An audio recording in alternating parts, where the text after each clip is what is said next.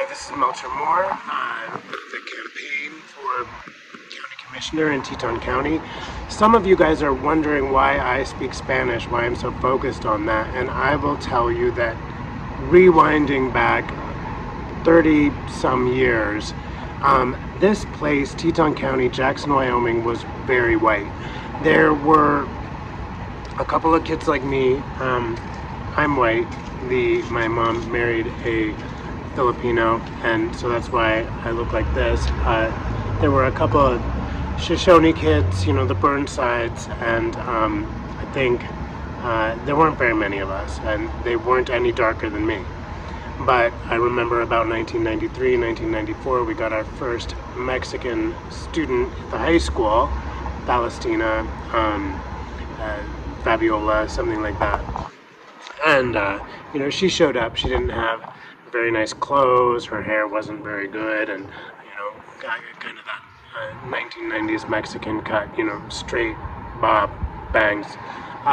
Anyway, so she came in, didn't speak a lick of English. And, but all the kids, we were all excited about this Mexican student being in our school, and all these kids started bringing her clothes and backpacks and trapper keepers, and we were all helping her out. And so that was about 1994. They didn't know what to do with her because she didn't speak English, and she just kind of went to classes and just sat there. And they figured that if she was going to class and just sitting there, that was what we could do for her. Not a lot of people in Jackson even spoke English. There was like one, Estella Torres, and maybe a couple others. But so then about 1998, I'm in Jackson, and I'm working for Joe Rice at the Blue Moon Diner, which is now First Interstate Bank, and what is now Sidewinders. And we had started to get more Mexicans, and there were some Mexicans working in the kitchens, and you were starting to see Mexicans around. But then ICE showed up, immigration, and they just started busting down doors, and they had orders to grab anybody who didn't have papers. I don't know what they would have done with me. If I'd been outside, I guess I was probably 18, 19, 1998. I went back in through the microfiche of the library, and I found the articles that were written at the time. But they were, so I've got copies of those if you want to reach out to me and get copies of those. But the ICE was busting down doors, pulled every Mexican out of, they were literally pulling people out of apartments. We had like 7 guys living in an apartment, people sleeping on like inner tubes. It was all these immigrants. They had come in and they were working. And the police, the jail station ran out of room. And they didn't know what to do with them. So the sheriff at the time was like, well, we've got these horse trailers.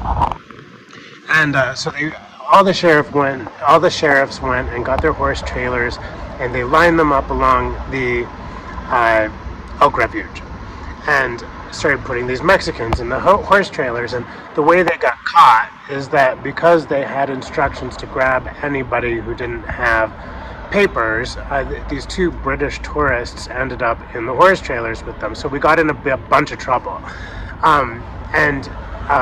Well, everybody got deported, but, and the whole town just shut down. It was wild. Like, we didn't realize, like, how many Mexican immigrants there were in the county. Like, hotels couldn't function, restaurants couldn't function. Like, everything really turned into a ghost town. Little by little, everybody started coming back, into the restaurants, and we were like, oh, Pedro, our friend Pedro's back. And he's like, no, I'm Juan. And he changed his paperwork. And by that time, because we realized it was so dramatic that if we didn't have any Mexicans, then the town was going to shut down. So nobody really said anything. But what did happen is that it created an immigration bubble here for Teton County. This place just really, I was told by somebody at immigration at Homeland Security that this couldn't happen, that it's not allowed, but there was an agreement that ICE wasn't allowed to come into Teton County for about 10 years. What happened is we were in the newspaper every day. for about 2 weeks, and it was like all you could hear about. And then the Clintons showed up, and all of a sudden, nothing in the newspaper. It was quiet, it was silent. And I told you, I've gone through the microfiche and you don't see anything. But then Bill Clinton signed NAFTA. So if you want to fall down a rabbit hole of conspiracy, that you can follow that one. Start with the Bilderbergs. But point is, around that time I started to see that there was a need for Spanish services, and when it came time for me to transfer to a university, I found a university in Puerto Rico, the Inter-American University of San Germán. And because the books are in English, and the classes are in Spanish, the tests are in Spanish, the papers are all in Spanish, but because the books are in English, my university had accreditation, so I was accredited with a master's in psychological counseling, and I wrote my thesis in Spanish, and then came back to Teton County, and the rest is history. But that's why I speak Spanish.